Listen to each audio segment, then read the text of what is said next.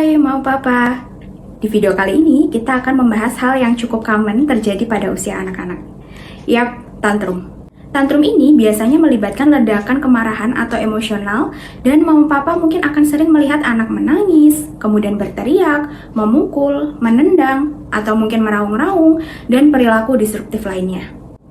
Tantrum ini biasa terjadi pada usia 1-3 tahun. Hal ini karena anak masih dalam tahap awal perkembangan sosial, emosional, dan bahasa. Sehingga anak sulit untuk mengkomunikasikan apa yang mereka butuhkan dan sulit untuk mengungkapkan apa yang sebenarnya mereka rasakan. Lalu yang menjadi pertanyaan, apa ya yang orang tua bisa lakukan ketika anak tantrum atau bagaimana merespon anak ketika anak tantrum? Oke, kita bahas. Mulai dari yang pertama, bawa anak ke ruangan yang tenang. Ketika orang tua berada di rumah, orang tua bisa membawa anak ke dalam kamar. Namun, ketika sedang berada di ruang publik atau di tempat umum, orang tua bisa membawa anak ke tempat yang lebih sepi. Hal ini digunakan untuk meredakan emosi yang sedang mereka rasakan. Kemudian yang kedua adalah cari tahu permasalahan yang membuat anak tantrum. Hal ini bisa saja karena anak merasa lapar, mengantuk, merasa tidak nyaman, atau mungkin hal lain yang masih sulit dikomunikasikan. Balik lagi, karena anak masih dalam tahap perkembangan sosial, emosional, dan bahasa, sehingga mungkin mereka masih sulit untuk mengkomunikasikan kebutuhan atau mungkin apa yang mereka rasakan. Maka dari itu, penting untuk mencari sumber permasalahan yang terjadi.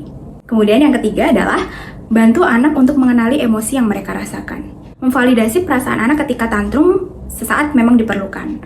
Orang tua bisa membantu anak untuk mendeskripsikan apa yang mereka lihat dan bantu melabeli perasaan yang sedang mereka rasakan, dan juga berikan pengertian kepada mereka. Misalnya, ketika anak sedang marah di tempat umum karena mereka masih ingin bermain, mama atau papa bisa mengucapkan, "Mama tahu kok kalau adik kecewa dan marah karena masih ingin bermain.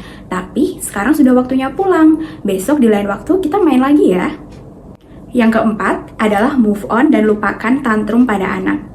Ketika anak sudah tenang, orang tua bisa melupakan kejadian tersebut dan mengajak anak untuk bermain atau melakukan hal-hal yang menyenangkan.